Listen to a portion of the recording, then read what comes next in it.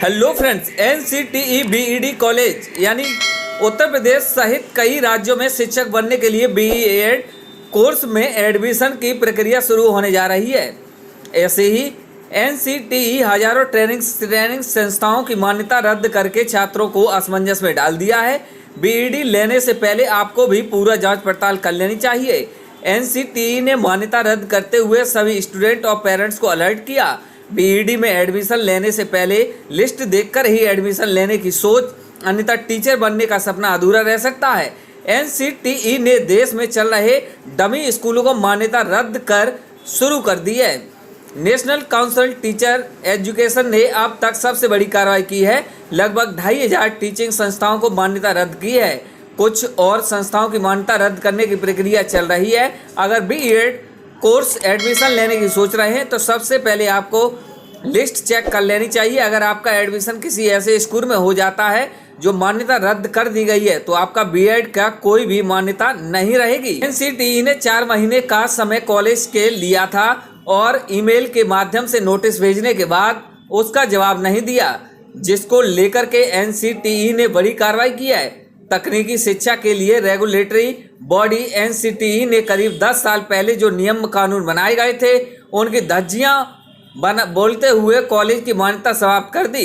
NCTE को भी लंबे समय से परफॉर्मेंस अप्रेजल रिपोर्ट मांग रही थी, लेकिन किसी भी कॉलेज ने जवाब नहीं दिया। इसके बाद एनसीटीई ने बड़ा फैसला लेते हुए 2500 टीचिंग संस्थाओं को मान्यता रद्द कर दी है। बाकी अन्य संस्थाओं की मान्यता रद्द करने की भी प्रक्रिया चल रही है।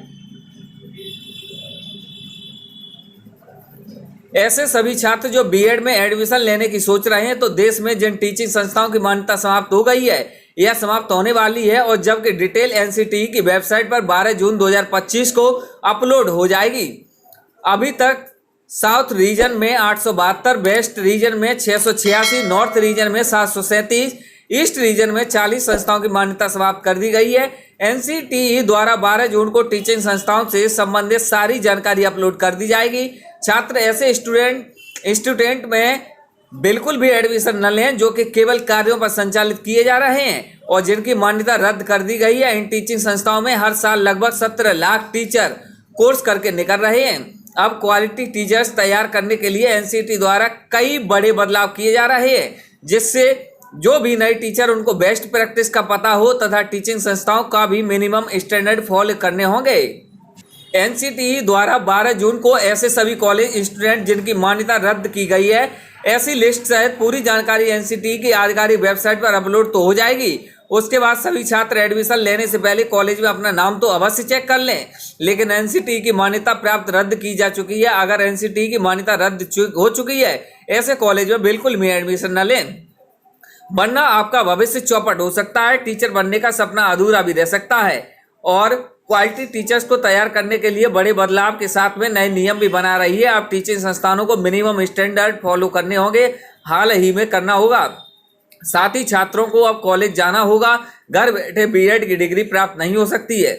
इससे जुड़ी आपकी राय, कोई समस्या है तो हमें कमेंट बॉक्स में दर्ज अवश्य करें। ऐसी लेटेस्ट खबरों के लिए बने रहें मिस्टर कुंदा यूट्यूब चैनल के साथ। सब्सक्राइब अवश्य करें। Thanks for watching this video.